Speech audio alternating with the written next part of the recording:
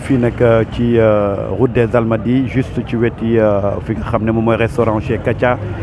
li fi xew na xam ngeen ko muy benn immeuble boo xam ne dafa rës ni ki tey ci suba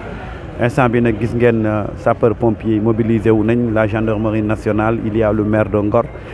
daanaka toutes les autorités et information yi ñu mujjee am ñett ñoo nekkoon ci biir kenn ki génne nañ ko mu des nag ñaar ci biir. Et vous voyez de loin les éléments des sapeurs-pompiers ñu nekk di wër ñaar ñi nga xam ne ñoom lañ ne leen ñoo des ci biir donc actuellement ñu ngi continuer li nga xam ne moom mooy recherche yi ci biir décombre bi donc ku xam route de Ngor di nga xam immeuble bi ndax sorewul ak fi nga xam ne moom mooy siège EDK donc foofu la immeuble bi nekk tey ci suba nag la immeuble bi jékki-jékki rek daal di rës moom nag li nga xam ne nemmeeku nañ ko mooy juste que soriwul woon li nga xam ne rek moom mooy jaaykati fruits yi képp ku xam fii rek di nga xam ne fii nii milieu boo xam ne la dafa bëri ay nit yu fiy jaar et puis y a les gens qui sont tout le temps à côté li ñuy wax rek mënoon na gën a ñaaw mënoon na gën a am musiba mais xam nga rek yàlla moom ak ay mbiram waaw mais mënoon na gën a jéggi dayo en tout cas pour le moment daal li ñu xamagum en attendant d'avoir des informations beaucoup plus fiables nee nañ ñu daal ñetti nit ñoo nekkoon ci biir ñaar kenn ki génne nañ ko mu des ñaari nit ñu continuer recherche yi et je rappelle que instant bi may wax ak yéen les éléments des sapeurs pompiers ñu ngi fii la gendarmerie nationale quadrillé na la zone pour au moins aar ñi nga xam ne ñoom ñooy les riverains et les véhicules qui passent parce que kat immeuble bi boo ko xoolee nii da ngay xam ne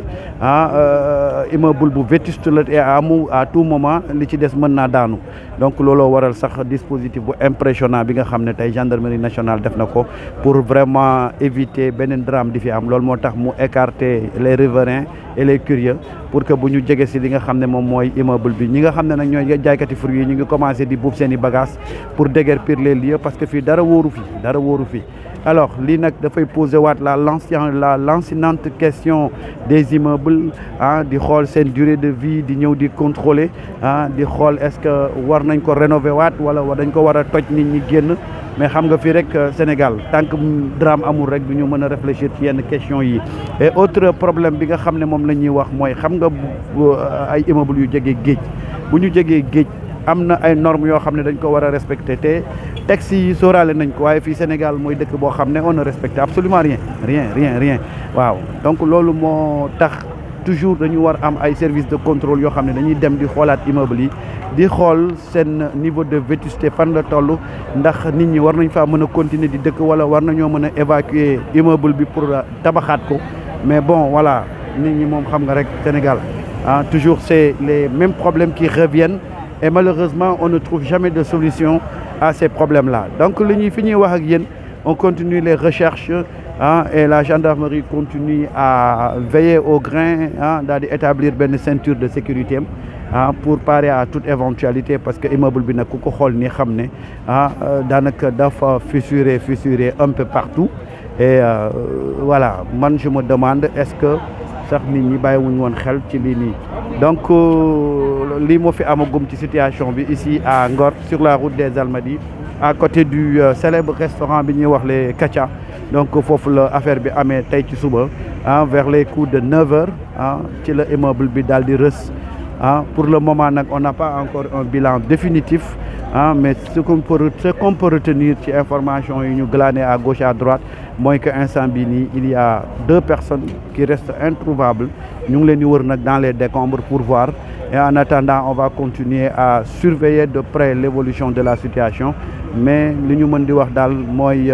mënoon na gën a graaw mënoon na gën a jéggi dayoo ndax fi immeuble bi nekk la ci axe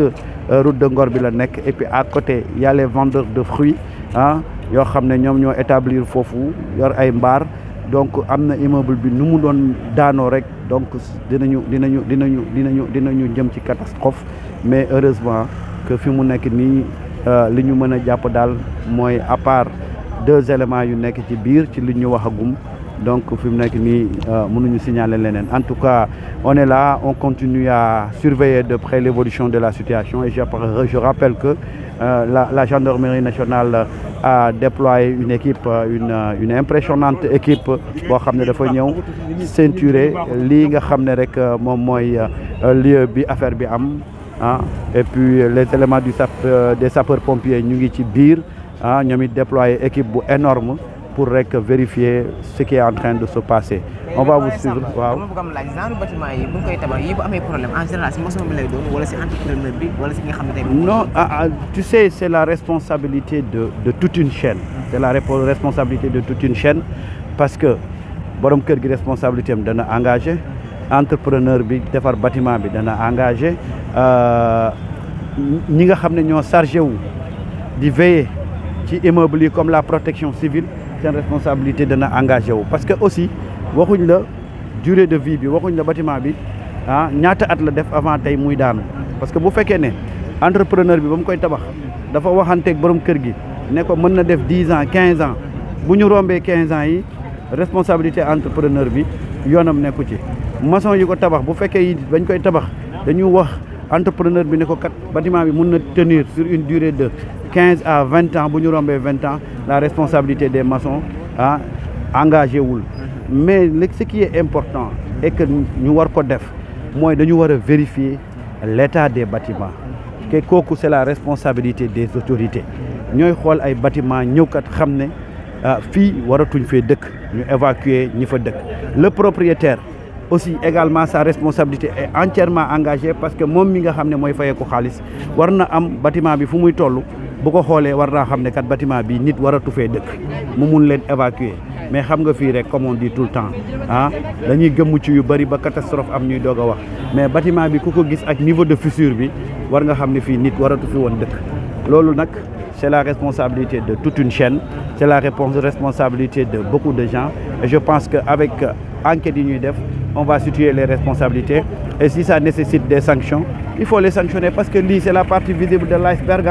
lii moo feeñ rek mais aujourd'hui il y a beaucoup de bâtiments yoo xam ne tey ña fa dëkk dañ leen war a évacuer du fait de la vétusté de ces habitations là loolu nag ñi nga xam ne ñoo moom seen kër yi ak lu xaalis neex am na foo xam ne bu fa sa bâtiment tollee nga xool ko war ngaa mën a xam ne lii kat mënatul continuer ñi fa dëkk aussi ak loo ñàkk foo dëkk boo nekkee ci kër di gis muy xottee koo ko dem war ngaa mën a jël say matukaay sàmm sa kaaraange génn kër ga ak nag lu mu métti mais il y va de ta vie yow yaa war a jël ses responsabilités génn donc lii xew nii mun nañ ne c'est la responsabilité de toute une chaîne maintenant nag c'est aux éléments chargés du dossier de faire une enquête et de situer les responsabilités et également de faire des sanctions mais dama ne la lii nii lu ndaw la rek ci li am Dakar il y a beaucoup aujourd'hui de bâtiments vétustes à Dakar yoo xam ne ay nit a ngi continuer di fa dëkk te dañ leen fa war a génne léegi nag dañuy xaaral rek ba drame am pour ñuy doog a wax ne voilà xamoon nañ ko wala lii jaadu wala lii normalul te yooyu nag am na ay bànqaas yoo xam ne ñu ngi ci état bi ñoom la ñu appelé à faire ce travail là di visiter di xool ndax les terrains ndax gars yi war nañ fa dëkk voilà donc on va continuer à suivre la situation et lu ci am rek dinañ leen ko wax